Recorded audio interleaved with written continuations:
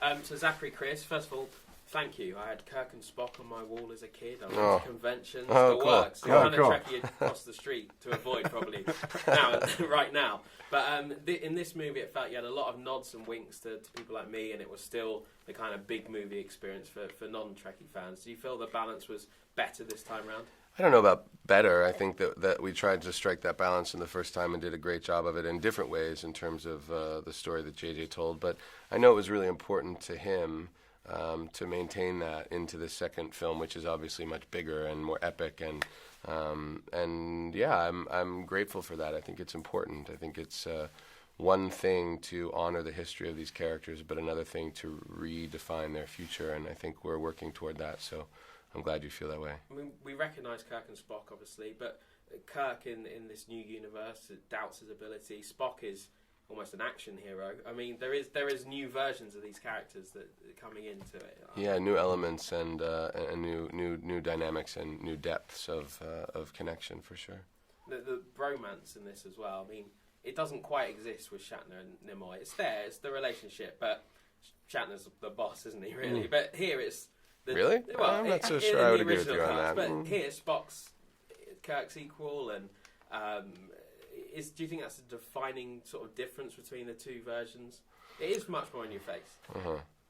I think it's kind of a defining thing about our film in the action science fiction genres, that it's not one person against the world, it's a collective of people. It's a very kind of utopian vision of this future universe. And I do think, for sure, for Kirk, coming from the first film where he, there is, what's interesting about our antagonist, John Harrison, is that he believes he is superior. And I think there's a mirror there for Kirk. And I think in some part of Kirk's brain, he does, and he even tells Pike that he thinks he's better than when there's a moment where he gets a talking to, and that he does believe he's better.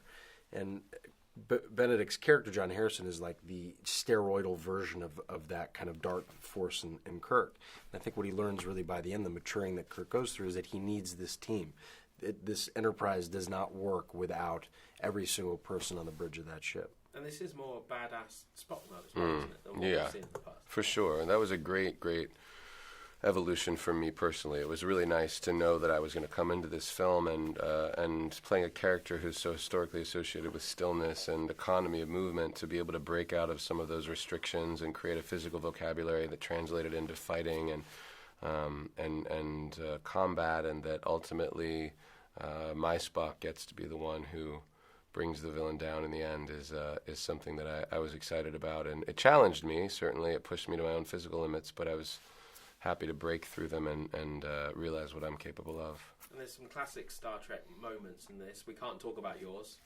I watch it on YouTube quite often with Shatner. It's a great moment. Yours, Chris, you get to say space, the final frontier.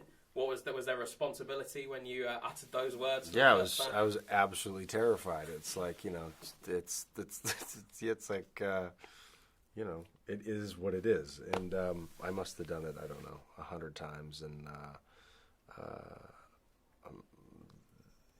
I did all variations of it. But How would Shatner say it? The Starship Enterprise. How would you say space, final frontier? Space. I'm not going to get to it. You kind of got on your posh voice. When you pick up the phone, it's like your gran or something. You have to speak properly. Yeah. That was kind of like your granny Space. voice. The final frontier. I just love how he says Starship Enterprise. Starship Enterprise. Yeah. He's not pulling it out right now, but he usually does a real good Shatner. But yeah, it was very terrifying. A lot of fun. I felt the responsibility. Hopefully, people enjoy it. Go Dodgers! And just finally, the franchise. You've signed on for a third film. Do you want to do more than that?